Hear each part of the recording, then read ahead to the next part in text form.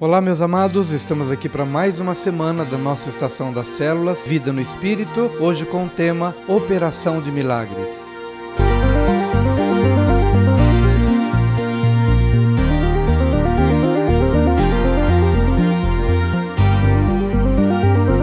Meus amados, que alegria nos reunirmos mais uma vez aqui para mais um tema da nossa Estação das Células, Vida no Espírito, hoje com um tema também muito importante, que é o de operação de milagres, também reconhecido como operação de maravilhas. Esse dom, ele está relacionado a uma intervenção sobrenatural naquilo que é o nosso natural, uma interferência na vida física, bem como na natureza como um todo. Nós vamos encontrar aqui algumas definições, vamos encontrar a operação de maravilhas em alguns lugares que vamos citar hoje. Mas antes, a referência bíblica é a de 1 Coríntios 12, versículo 10, que fala: a outro operações de milagres, a outro profecia, a outro discernimento de espíritos, a um variedade de línguas e a outro capacidade para interpretá-las. Um desses dons a gente já compartilhou e hoje vamos trabalhar a operação de milagres e os demais vão seguir nas próximas lições. Nós vamos encontrar operação de maravilhas ou operação de sinais. Em primeiro lugar, quanto aos milagres de curas, tentando fazer apenas aqui uma diferença entre uma coisa e outra, de uma vez que nós temos os dons de curar, e aí depois temos a operação de maravilhas, então é importante que a gente possa também distinguir uma coisa da outra. A operação de maravilhas, ela também está inserida em processos de cura, mas com uma pequena diferença. Vamos imaginar aqui uma situação em que é exclusivamente cura, que não tem nada a ver com operação de milagres ou operação de maravilhas. É uma cura e está dentro do dom de cura. Citando o exemplo de Marcos 1, de 30 a 31, da cura da sogra de Pedro. A sogra de Simão achava-se acamada, com febre, e logo lhe falaram a respeito dela. Então, aproximando-se, tomou-a pela mão e a febre a deixou, passando ela a servi-los. Veja que aqui há uma interferência divina, claro, para a cura da sogra de Pedro, mas não está dentro da categoria de milagre. Como há um dom específico para a cura, então, logo, definimos a cura da sogra de Pedro, bem como outras situações um pouco mais simples, dentro da categoria de cura, cura física. Agora, há situações de cura que representam algo mais do que uma cura. Há uma intervenção sobrenatural, de uma forma que fica bastante evidente a manifestação de um milagre nessa situação. Vou dar um exemplo aqui de João 9, versículos 1, 6 e 7. Caminhando Jesus viu um homem cego de nascença.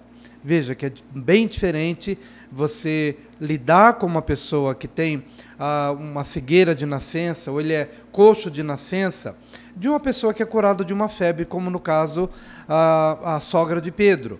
Há situações diferentes. Claro que em todas elas vemos uma interferência divina, sem dúvida, mas apenas para trabalharmos de uma forma mais didática, colocamos em categorias diferentes. Então, João 9, vamos encontrar aqui sim um milagre. Caminhando Jesus viu um homem cego de nascença. Versículos 6 e 7. Dito isso, cuspiu na terra e, tendo feito lodo com a saliva, aplicou aos olhos do cego, dizendo-lhe: vai, lava-te no tanque de Siloé, que quer dizer enviado. Ele foi, lavou-se e voltou vendo. Seja o caso aqui do cego de nascença, seja coxo de nascença, ou alguma outra situação onde você percebe claramente que não foi simplesmente uma cura, mas foi algo extraordinário para mudar uma realidade desde o ventre dessas pessoas que receberam esse benefício.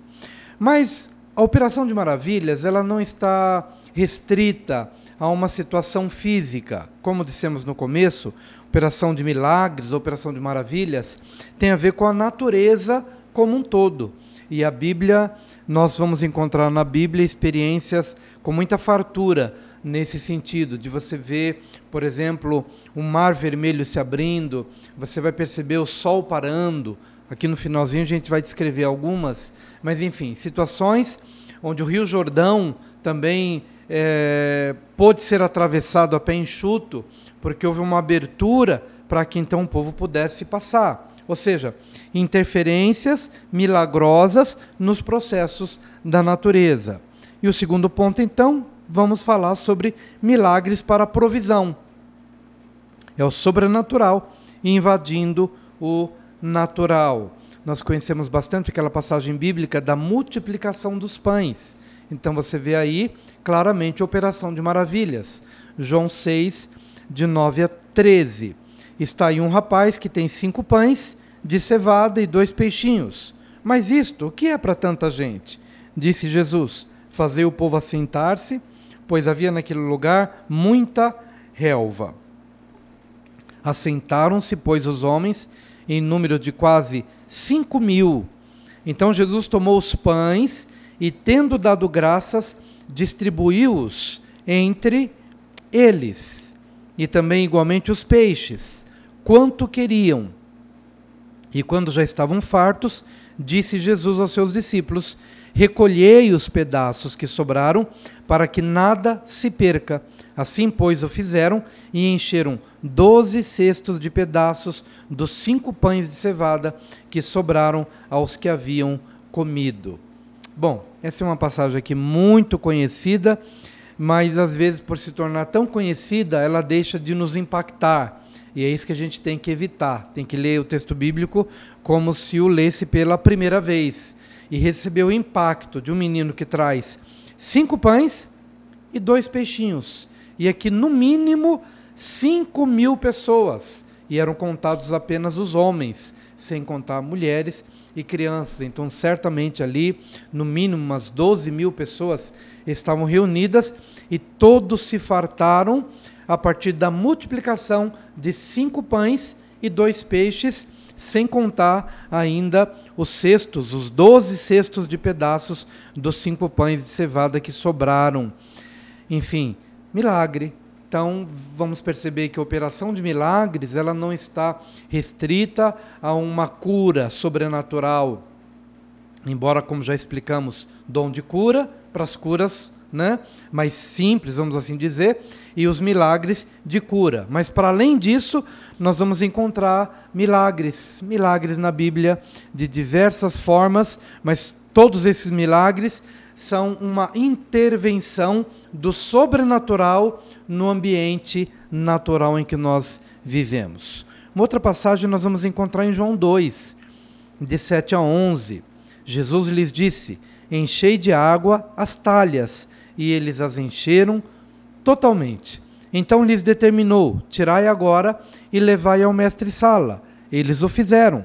Tendo o mestre-sala provado a água transformada em vinho, não sabendo de onde viera, se bem que o sabiam os serventes que haviam tirado a água, chamou o noivo e lhe disse, todos costumam pôr primeiro o bom vinho, e quando já beberam fartamente, servem o inferior.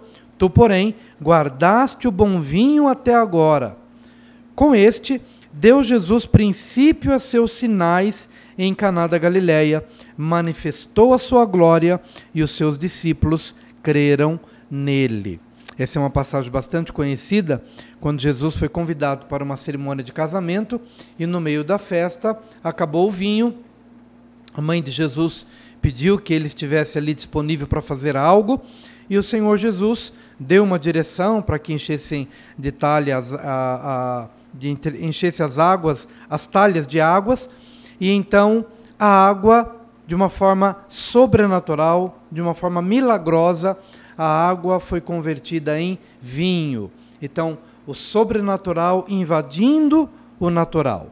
Todos esses milagres, eles servem a um propósito. Falamos aqui, por exemplo, da multiplicação dos pães. Essa multiplicação dos pães, ela está reproduzindo aquele cenário lá do Antigo Testamento, quando o povo de Israel saiu do Egito e ia para a Terra Prometida, mas passou 40 anos no deserto.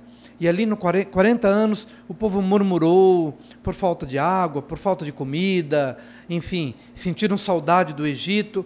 E o que Jesus faz aqui, quando ele multiplica os pães? Ele mostra para os seus discípulos e mostra para cada um de nós de que é possível a gente viver o deserto nosso de cada dia, recebendo o pão nosso de cada dia, de que Jesus tanto falou na oração do Pai Nosso. Ou seja, que nos desertos da nossa vida, que nos momentos de seca, de dificuldade, de luta, mas sempre haverá uma provisão farta para cada um de nós. Então os milagres de Deus continuam disponíveis a nós, e eles poderão se manifestar dentro das realidades limitadoras em que nós vivemos. Aqui a água convertida em vinho, trazendo alegria a um casamento que estava no início, e um sinal de que o Evangelho faz isso na nossa vida. Ele pega um casamento destruído e ele traz vinho novo. Pega uma relação empresarial, pega uma vida pessoal, já sem ânimo para continuar vivendo, e quando o Evangelho é introduzido no coração, na mente, na alma, no ser, ele traz esse vinho novo, e o vinho novo é melhor.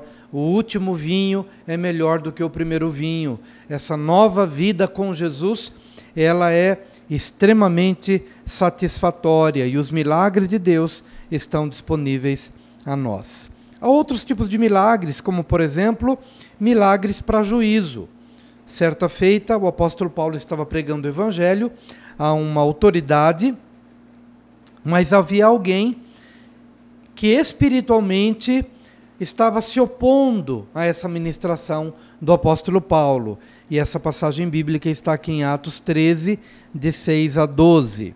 Havendo atravessado toda a ilha até Pafos, encontraram um certo judeu, mágico, falso profeta, de nome Bar-Jesus, o qual estava com o procônsul, Sérgio Paulo, que era homem inteligente. Este, tendo chamado Barnabé e Saulo, diligenciava para ouvir a palavra de Deus, mas opunha-se-lhes Elimas, o mágico, porque assim se interpreta o seu nome, procurando afastar da fé o procônsul. Todavia Saulo, também chamado Paulo, cheio do Espírito Santo, fixando nele os olhos, disse: Ó filho do diabo, cheio de todo engano e de toda malícia, inimigo de toda a justiça, não cessarás de perverter os retos caminhos do Senhor? Pois agora, eis aí está sobre ti a mão do Senhor, e ficarás cego, não vendo o sol por algum tempo. No mesmo instante, caiu sobre ele névoa e escuridade, e andando à roda, procurava quem o guiasse pela mão. Então o procônsul, vendo o que sucedera, creu, maravilhado com a doutrina do Senhor. Uma operação de maravilhas. Alguém estava se opondo à ministração do Evangelho, e Paulo, naquela hora, tem o discernimento espiritual do que está acontecendo, e como dissemos também na semana passada, às vezes um dom está atrelado a outro, né? Você vê que aqui se desencadeia uma operação de maravilhas, mas que tem um dom que vem antes, que é o do discernimento de espíritos. Logo, Paulo discerne que algo que estava agindo ali tinha a sua origem no diabo. E então, cheio do Espírito e cheio de autoridade, o apóstolo Paulo ordena que aquele homem fique cego, não em definitivo, mas por algum tempo. E aquele sinal, quando o homem, então, Elimas, né, o mágico, começou a tatear aqui e ali, porque não conseguia enxergar, aquele sinal foi algo de tremendo para esse procônsul, que então, vendo este sinal, essa maravilha, creu no Evangelho que Paulo estava pregando. Enfim, os milagres, eles vão cumprir um propósito. Aqui nesse caso vão impactar o procônsul e ele vai se converter. No caso anterior, ali da água convertida em vinho, transformada em vinho, os discípulos creram em Jesus, aquele sinal abençoou toda a família e aquele casal, né, que experimentou o benefício ali daquele milagre, mas a Bíblia diz no final de que Jesus manifestou a sua glória e os discípulos creram nele. Foi o primeiro sinal e aquilo fisgou, no bom sentido, o coração dos discípulos para que eles crescem que Jesus era o Messias, era o Cristo. Então, os sinais e os milagres, e milagres que muitas vezes estão acompanhando o ministério do evangelista, como já vimos em outras passagens bíblicas, Filipe, por exemplo, que por onde passava, curas e milagres aconteciam, muitos, e isto fazia com que houvesse um grande impacto na vida daqueles que estavam ouvindo a mensagem do Evangelho, porque ouviam o Evangelho e viam os sinais. E é isso que a gente encontra nestes e em tantos outros que não teríamos nem tempo aqui suficiente para poder ler e estudar milagres e milagres, tanto do Antigo Testamento quanto do Novo. Mas eu penso que os que foram mencionados aqui são suficientes para que possamos entender que Operação de Maravilhas faz parte de um dos 9 dons do Espírito Santo, descritos em 1 Coríntios capítulo 12, e que está disponível, o dom está disponível, bem como os 9 dons estão disponíveis à igreja. E nós podemos então pedir ao Senhor e Ele nos dará esses dons. Esses dons nunca serão nossos, sempre serão do Espírito Santo, mas nós os veremos em nosso ministério de acordo com a necessidade. Então que o Espírito, que é livre para nos doar os dons que Ele quiser, possa então levantar ministérios no nosso meio e que todos estes dons, inclusive de Operação de Maravilhas, se manifeste quando for necessário e quando aquilo cumprir um propósito que está no coração do Pai. Espero que você tenha entendido e desejo te ver aqui na semana que vem para um novo tema que será sobre a profecia. Que o Senhor te abençoe e lhe dê uma boa semana na presença do Senhor, em nome de Jesus.